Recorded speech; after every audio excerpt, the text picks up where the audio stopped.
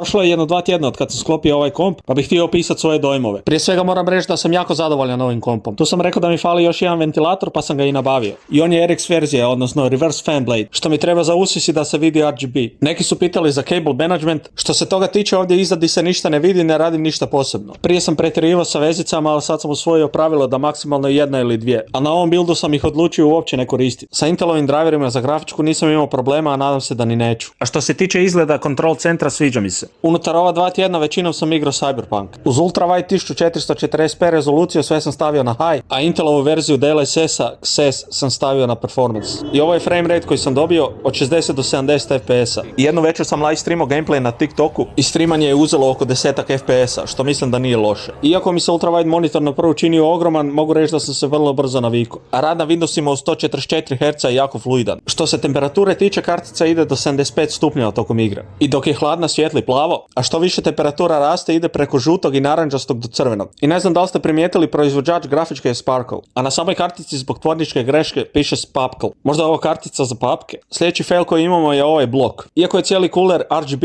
jedino se ventilator može kontrolirati. Ovaj blok vrti Rainbow sam od sebe i ima samo napajanje. Tako da kad si hoću promijeniti boju setupa, u biti se sve živo mijenja osim toga, što kvari ukupan dojam. Tako da ako hoćete uzeti ovaj cooler, imajte to na umu. I sljedeće je ono što sam spomenuo i u prvom videu, a to je da matična prelazi preko ovih ventilatora, što bi se naravno riješilo užom matičnom ili većim kućištem. Ali dobro, četvrtasti su pa mi ne smeta toliko. I evo, osim tih nekoliko vizualnih sitnica, sa svim ostalim sam vrlo zadovoljan. A za kraj, Buraz je isto krenuo slagat komp i sad čeka dijelove, a njegova će biti malo jača zvjerka od moje, pa ćemo to slagat. I naravno, budem vam to posnimio.